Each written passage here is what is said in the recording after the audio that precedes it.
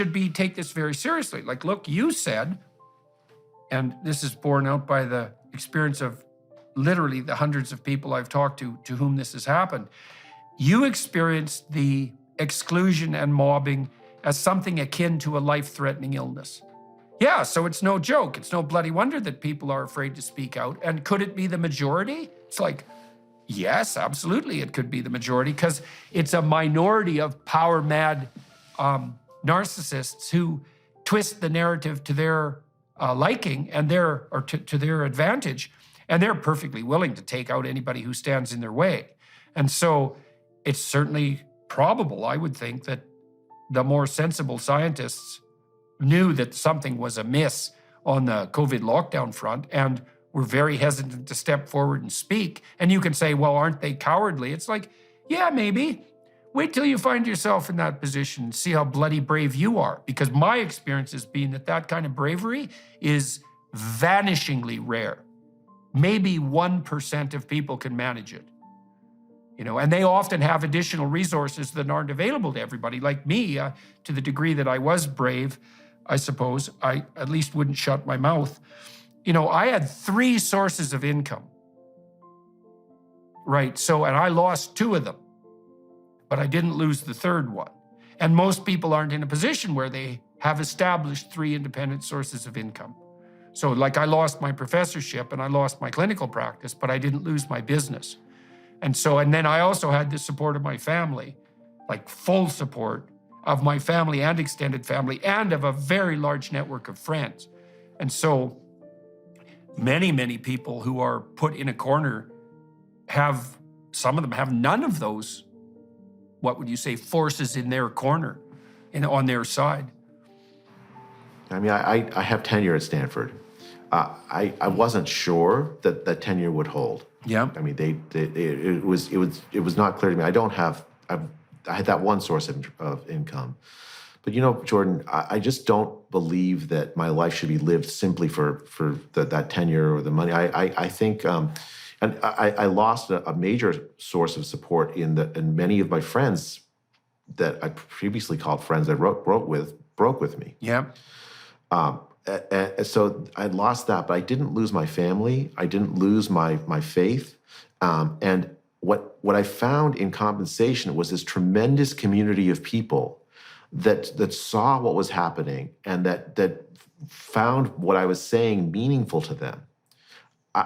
I mean, it's hard to convey to people how much that meant. Yeah, right. Like it really made me feel like that what I was doing was worthwhile. Probably for the first time. I mean, it's fine to get CV lines with published papers in fancy journals, but to actually have that move people to action, to give them the ability to speak up when an injustice is being done.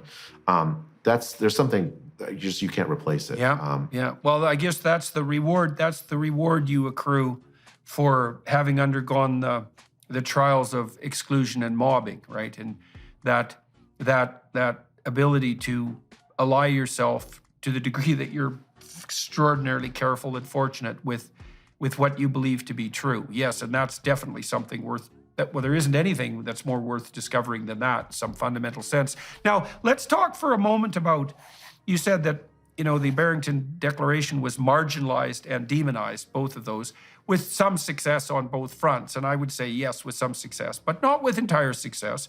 But let's also talk about how your communication on the public front was thwarted. So I've been watching the Twitter trust and safety, the former trust and safety executive, Yoel Roth, being roasted over a slow fire or maybe a quick fire in Congress with a certain degree of satisfaction. And it's clearly the case that social media enterprises, and Twitter the most egregious among them, perhaps, although we don't know what happened at Facebook, et cetera, you were definitely persona non grata on the social media communication front. And so what do you make of that? And how did that unfold? Yeah, so I joined Twitter in August 2021. I mean, I never had a Twitter presence. In fact, I told my assistant professors and graduate students, don't join Twitter, just write scientific papers for a decade. Yep. So there was some irony in my joining Twitter. What I found was that I felt like it gave me a voice. Right, I joined almost immediately got 100,000 followers. It was actually kind of it felt like I could have a platform. Yeah. But I would write messages, and it would get attention of my followers, but it never went outside of my followers. And I wondered about that. When Barry Weiss wrote her Twitter files expose, what she found was that the day I joined Twitter, I was put on a trends blacklist that guaranteed that my tweets, and I joined Twitter for one purpose, essentially to communicate to the public the ideas of the Great Barrington Declaration, to criticize public health when it was warranted, to criticize public health, to propose alternate strategies for managing the pandemic, and to help create a community of people of scientists and regular people who would then have some tools to oppose authoritarianism where they were. Yep. Public health authoritarianism where they were. That was the purpose of joining Twitter. And then also to convince people that didn't necessarily agree with me or just didn't know my message that I had something reasonable to say about these topics. So to be on a trends blacklist, essentially what it meant was that I could not actually, even though it looked to me like I was accomplishing something with Twitter, and I was with my followers, but I wasn't accomplishing the broader purpose for which I joined Twitter. Yeah. The purpose for which Twitter exists, actually, I think, is to allow that kind of communication to happen at scale. Yeah. I have to say, I have mixed emotions about Twitter. It is an incredibly powerful tool, Jordan. As you know, you reach political leaders, you reach journalists, you reach other scientists, in a way and you reach regular people in a way that's not possible with any other platform. I think in the right hands, it is a great force for good in society. Yeah, but it's also a place where, like, what would you call it? Petty tyrants can run roughshod invisibly behind the scenes. And we've certainly seen no shortage of that on Twitter, despite the fact that the legacy media, damn their calloused souls, seem to have no interest whatsoever on sharing the revelations that Musk has made public about the unbelievably backbiting maneuvering that went on underground continually on the Twitter landscape.